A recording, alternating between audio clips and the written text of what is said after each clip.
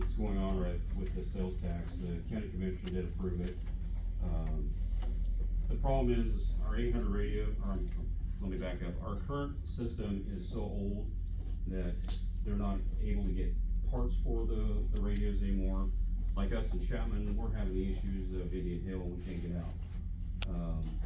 The thing is I got both radios here. We have an 800 radio and our current radio system. I can't talk to, when I leave the jail in Abilene, I can't talk to dispatch, it's in the basement of the jail. So that's one of our issues. Now I can go, with my 800, I can go to Topeka, which I was at a federal law enforcement training center class here back in May, and I was able to talk from Washburn Tech University back to dispatch on 800, no problems. But I can't talk to them from the front porch, basically, of the courthouse to dispatch. So that's some of the issues we're running in with. So I'm sorry for all you that I don't know how to fix the TV, so I'm just gonna do it on the lawn. So if I can figure it out.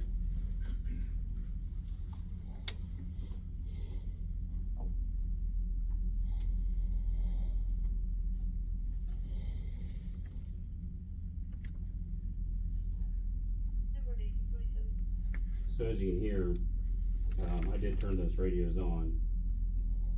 Here we go. So it's, the priorities is the 800 radio communication system itself.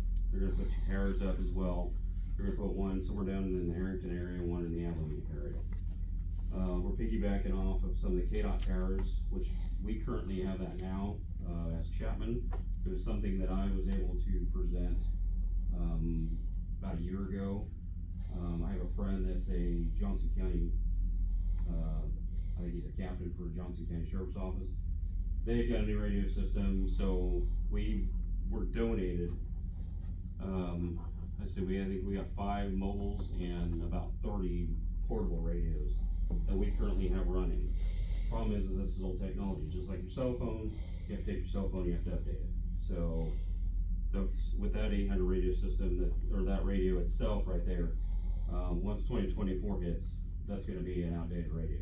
That radio is, if I remember correctly, that's already 8 years old. That's why Johnson County moved on to something bigger, better. With other leftover money we're going to try to get 2 rescue trucks. Currently we have 3 currently in the county, but we have 2 that respond all the time. Vinny's department has one, Abilene has one. Those are the 2 major rescue trucks that roll out. The radio system is the very first priority first over the rescue trucks, whatever money's left over, then that'll go towards those trucks and equipment for those trucks.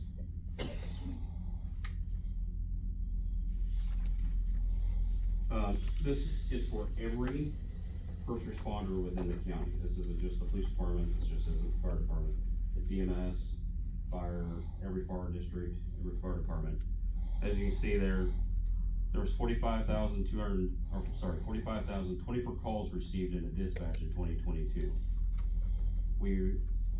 The dispatch center, 911 communication center, however you want to speak of it, we cover 854 square miles of this county. There's, for an example there, that's highway patrol right there. Their central dispatch is in Salina. So they're putting that out over 3 different channels currently right now in Troop C. There's a tower in Dillon, if I remember correctly, and I think that's where I'm bouncing that tower. So that central communications in Salina, they talk to every trooper in the whole state of Kansas, except for the Kansas Turnpike. The Turnpike has their own. So as you can hear, that's clear as day. If we were to get on the other radio, we're not even get out of here. That's why in our office, we have another radio set up just so we can hear dispatch when we're in the office doing paperwork. Every call for service comes through the dispatch center. Whether I call out and say I'm at Casey's, or they call me and say I have a call at Casey's, everything goes through them.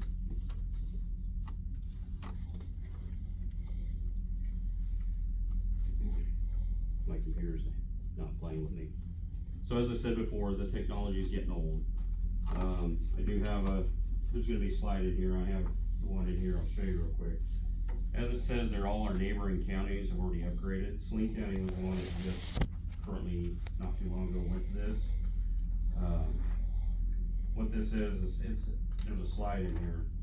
I don't know if I have enough for everybody.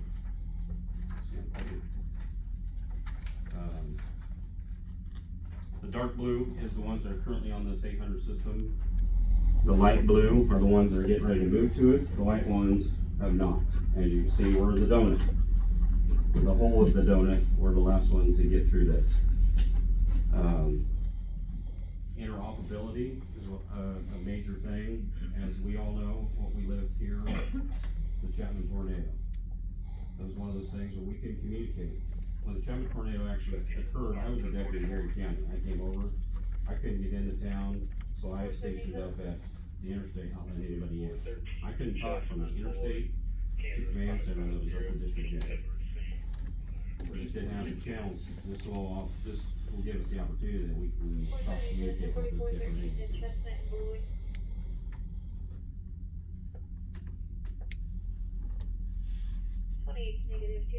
So, the current system is, like I said, it's pretty poor. There's many dead zones at, when I was a deputy, for example, and there'll be another slide in here when you see it. There's places in the county and even here in town that I have to take my radio out and I have to hold it in the air. It looks like I'm doing the old school rabbit antenna thing just to try to pick up a signal. You'll see in a slide here in a minute that's there. So, we're not able to communicate with surrounding jurisdictions. Gary County, Junction City, they're getting ready to do this. I think the only hitch they're getting along right now is there's something in their 911 system, their radio system inside this batch that's holding them up. Otherwise, they're ready to go. The failure rate for maintaining the cost is increasing right now.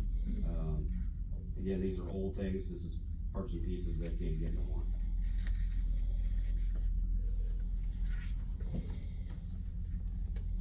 Already went over some of the stuff we're talking about. There's that slide I was telling you about. As you can see, we're that donut hole. Okay, so I don't know if that's up loud enough. So here's the deputy. This was on manhunt, as you can see here. That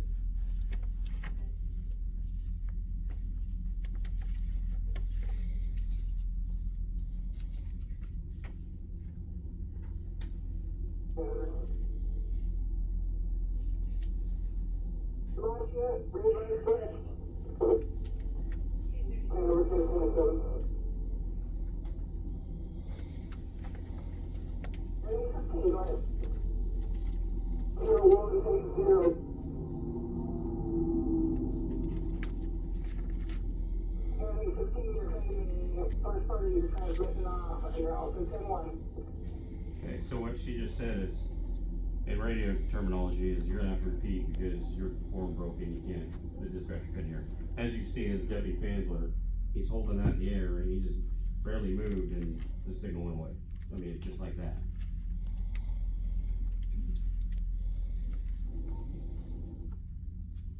So here's the, I can't remember if this is weekly or monthly, but this is a test. January 7, 2019, 13/24/09. ETS on Clay County. Clay County, 4.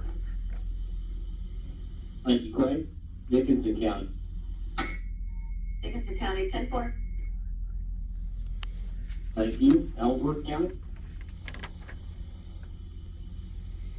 January 7, What that is just providing, that's somebody from Topeka that's reading out to all the 24, different counties. 29. And that's how clear it is, just for them sitting in the basement. January.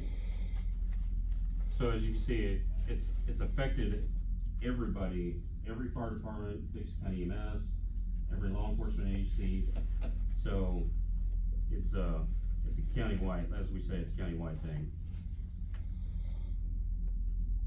I touched on that. It's the moving to the state 800 system. Again, the two towers. Vinny, if you want to jump in, go ahead, man. Yeah, I can talk about the solution.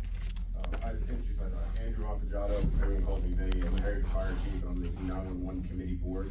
The 911 Committee Board is driving this project. in the county. It's made up of representatives from fire, EMS, and cities throughout the county. So it's not one group, it's a conglomerate of all of us. So the solution, we moved to the state 800 system. That saves us money because the backbone for the system is already in place, and we don't have to purchase a backbone. And that's what everybody else is using around us. Saline, Morris, Marion, Geary, Clay. So we'll be able to share those services and piggyback on what they've done to improve. So Geary County's put towers in, we can piggyback on their towers and install less towers. Go back to that solution slide if you can. So part of that would be the two new tower sites in Abilene and Harrington. We did coverage analysis throughout the county. We had, they're called Raptor studies. We had 2 Raptor studies done. That's our 2 lowest coverage areas. The Abilene Tower would kind of help over on the west side of Chapman. The Geary County towers, you guys are gonna benefit from the Geary County towers that are already live. So it really wasn't needed in this part of the county. Abilene is a dead zone all around it. The other tower is in Dillon, covers that end. On the west side of the county, we're cheating over from Saline County. They installed towers when they upgraded their system. And then down by Harrington, there's no towers down there. It's all the way down by City of Marion is the tower, so there was another need for down in Harrington. So it's not that we're leaving the Chapman area out. We had studies done that give you guys coverage. So, That's what we have now. as a prime example, that's somebody talking on our channel currently. You can't hear that, that's just scratch, so. The 911, the radios are already placed in the 911 center through alternate funds. So the dispatch center has already been upgraded. We just need to get the actual responders' radios in their hands. So the 0.25% sales tax would go towards radios for every responder in the community or in the county and every vehicle. So there's no cost out of Chapman, no cost out of Harrington. It's a shared sales tax incentive throughout the county. Harrington, for me to upgrade our radios for fire and police, we're looking at $150,000 to $200,000 out of budget. We don't have that in our budget in Harrington to come up with that type of money to do that. So when we looked at, go to the next slide. If you want to jump back in here, you can, Jamie. But total cost for the project is almost $3 million. These prices are about a year old, so I'll say it's about $3 million right now because, like everything else, prices go up weekly. So that's a total cost of about $3 million for the mobiles. The 5-year maintenance and upgrades, it's a computer-backed system, so there's maintenance costs for the computers, aligning towers, and then software upgrades would be included for the next 5 years. And then the tower sites, $1.3 million to install the 2 tower sites. That's not including the tower. We're looking to hang this equipment on pre-existing towers or water towers, so we don't have to put the cost of towers, about $550,000 to build a radio tower. So that'll be using pre-existing structures. So there's the maintenance cost. It's about $97,000 a year for the maintenance cost for the additional tower sites. But that includes everything for the maintenance. So it's like a 5-year warranty on it.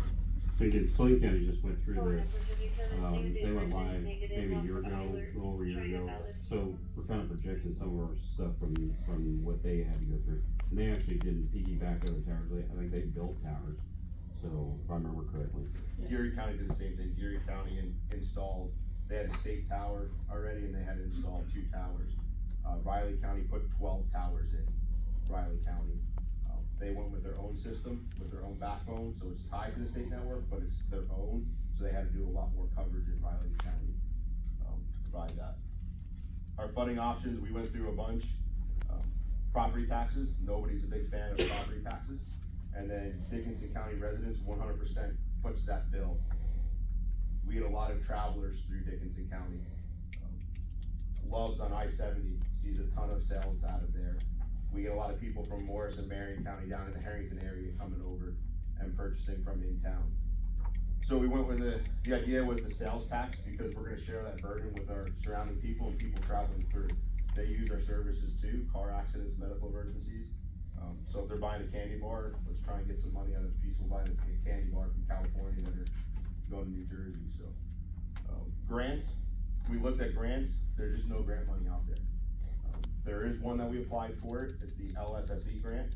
I think your fire department applied for some money through it too. There's $6.2 million available, and they've received a little over $26 million in requests.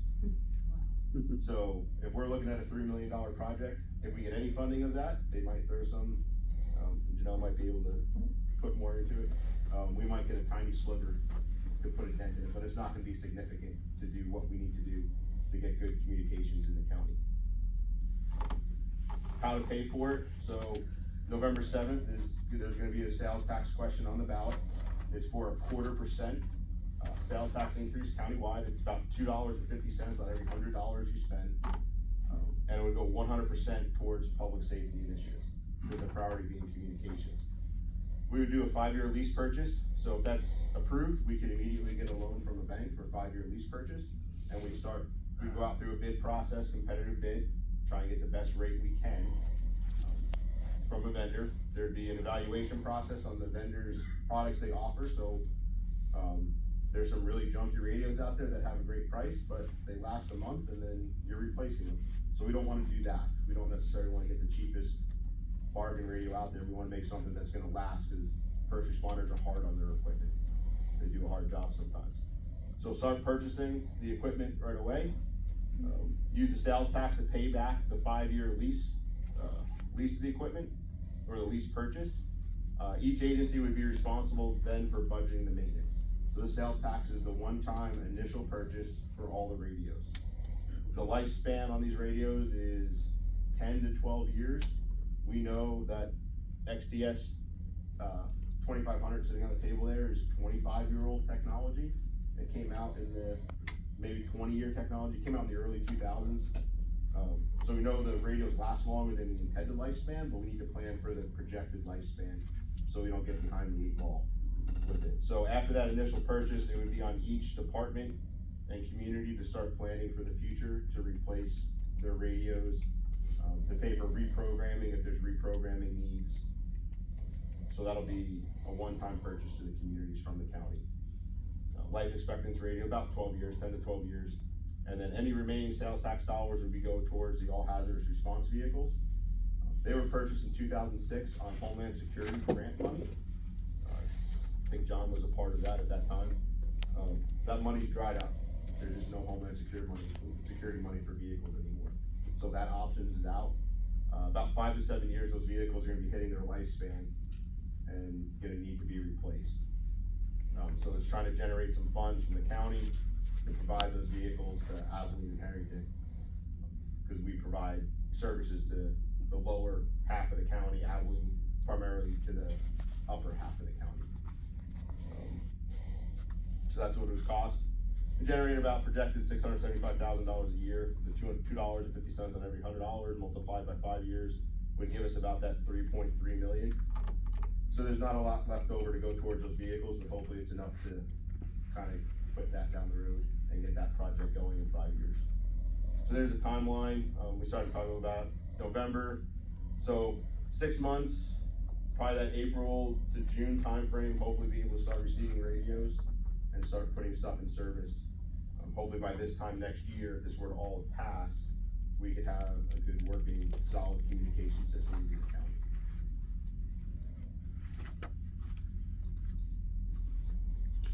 Some of the other things that the technology wise is currently, you know, and I'm not picking, I'm a firefighter as well on the Chapman Fire, but the other night we had a fire around the county and there was somebody who was driving a fire truck and had an open mic.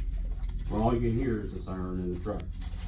So this technology now will be able to tell if I'm sitting there holding my button, it's gonna say, it's gonna pop my radio number and then they can call me on the phone and say, ding dong, you're holding your radio, let go of it. Also with that being said, the technology is so great that if, you know, we all do it, we all misplace our things. If something is laid down and walked off, if somebody walks up and goes, oh hey, this thing is your radio, I'm gonna play on it. Well, we can immediately call KDOT and say, radio number such and such has come up missing, and they can kill it right then and there. So all that radio then is nothing more than a paperweight. So with the technology there's those things that we also want to be able to better, other than Cause currently there's nothing, our technology is null and void basically in a nutshell, there's nothing there. Some of those other mandates coming down, these older radios, there's phase one and now there's phase two has been released. The phase system is not phase two yet, it's phase one system. That gets really deep in the weeds of what phase one and phase two is. These radios cannot work on a phase two system, these older radios, that Chapman was able to pick up. I've gotten some down in Harrington at a pretty good price so we could get something talking with surrounding communities. Starting January 1st, you can't add any more than this new system. They're not phase two, they're putting new standards out in the state, they're not phase two capable. They don't have encryption requirements. There's some stuff coming down from FCC and FBI that mandates anytime someone's driver's license is read across the radio, it needs to be on encrypted airwaves, so everyone in Scannerland can't hear, or even me in the neighborhood department can't hear that your personal information is being broadcast all over the radio. So there's some changes coming here in the very near future that's gonna push some of those mandates down on us to change our radios or the way we use them. So our radios, we have to buy all new portables and mobile radios anyway to meet encryption standards. Would these radios also go to like storm chasers and stuff? No. So the funding would be just for. We did anyways. I got my cell phone. Got my cell I phone. can talk a little bit. With EMS, there's a little history with 800 in the fact that, like Vinny said, we were part of Homeland Security right after 9/11 happened. A lot of federal dollars came down to the states. And we were fortunate enough, that's when the state put in these 800 towers all across the state. They did that primarily so the Highway Patrol could talk from one side of the state to the other. It allows a state trooper to talk from Kansas City to a trooper in Garden City, crystal clear, just like that. And I can tell you that, with that, we locally, through EMS, they granted EMS 800 radios. We have and have had 800 radios in our ambulances, for probably 12 years now. Some of them are still the 800 radios that they bought us. And like they're saying, they're outdated. We use them on a daily basis. When we take transfers to Kansas City, we can talk, I can talk, and it's crystal clear to my guys when they go out at Kansas City, or Wichita, they do a lot of that. Chapman benefited from that the night of the tornado.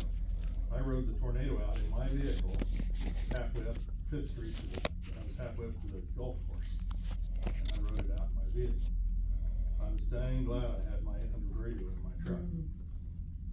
And those of you that were here remember it, about within an hour and a half, we had 17 ambulances sitting here in the parking lot of the middle school from all over the state of Kansas. Why did we have them that quick from all over the state of Kansas? Because I had an 800 radio. I was able to talk to every single one of those. And we had them as far away as from Topeka. That quick. Thank goodness we didn't need them, but they were here that quick because of that. So they're very beneficial to us. I can tell you now, the older technology, we're still just operating off the tower down at Dillon, which doesn't have enough power. If we get in a basement somewhere on a call, chances are we're not gonna get out of a basement and be able to talk to anybody. If you're a patient, you're in the basement, we're in the basement with you, we're not able to talk out of the basement. Especially we get down in the Harrington area in Harrington, it's not gonna happen. If we get up north by the lake, it's not gonna happen. So, this would enable us to have that communication. And for us, it could be the difference in lives. And, it's a wonderful thing, and it's a needed thing. I mean, it's getting now where we're gonna have to replace our radios, like we said, and we don't get any federal money anymore, or state money to do that. We bought it the first time, and that's it. The money has dried up from Homeland Security. Still get little, but that's not a priority anymore, it's radios, so. We talked about in that committee when this first started is, can we